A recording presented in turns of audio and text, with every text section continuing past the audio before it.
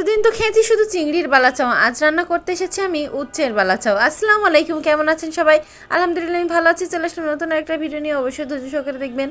তো এই যে আমি আজকে রান্না করবো হচ্ছে উচ্চের বালাচাও। এই জন্য উচ্ছেগুলোকে এই যে পাতলা করে চকচক করে কেটে নিয়েছি, মানে যে সৌন্দর্যের ক্ষেত্রে যদি কুচি করতে চান তো সেটাও কোনো সমস্যা নাই। তো এই যে প্রথমে এগুলো কিন্তু লাল লাল একদম মানে টকটকা লাল লাল করে ভেজে নিতে হবে। তারপরে হচ্ছে ওই তেলের ভিতরে উঠে নিয়েছি, উচ্ছেগুলো উঠে ওর ভিতরে আলু কুচিয়েছি, একটা আলু দিচ্ছি। সেই আলুটাও একদম মানে মচমচা করে ভেজে নিতে হবে, ফ্রেঞ্চ ফ্রাইয়ের মতন আর কি। তো এই যে হচ্ছে আমার মানে আলুটাও ভাজতে দিয়েছি, একদম দেখেন লাল লাল কেমন কত সুন্দর ভেজে নিয়েছি। তো এইটা কিন্তু শুধু খেতে আসলে অনেক মজা। তো এই যে আলুগুলো উঠিয়ে নিয়েছি, নিয়ে এখন ওই তেলের ভিতরেই দিয়ে দেবো একটু পেঁয়াজ আর একটু হচ্ছে রসুন দেবো, 2 কোয়ার মতন দিয়েছি আমি, আমার মানে ইন্ডিয়ান রসুন ছিল বড়টা।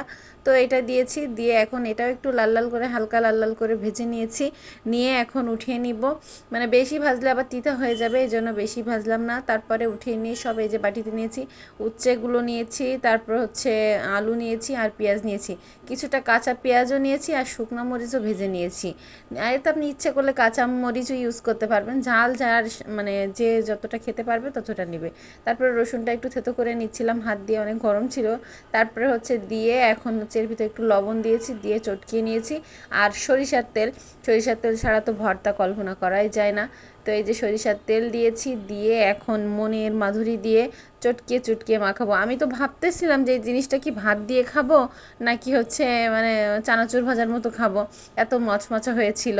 তো তারপর অনেক মজা হয়েছিল, আমি একটু ঘিয়ের সাথে খেয়েছিলাম, ঘি দিয়ে আর এই বালাচাও দিয়ে উচ্ছের, অনেক মজা ছিল। আপনারা যারা যারা কখনো খাননি অবশ্যই ট্রাই করবেন এটা একদিন। আল্লাহ হাফেজ।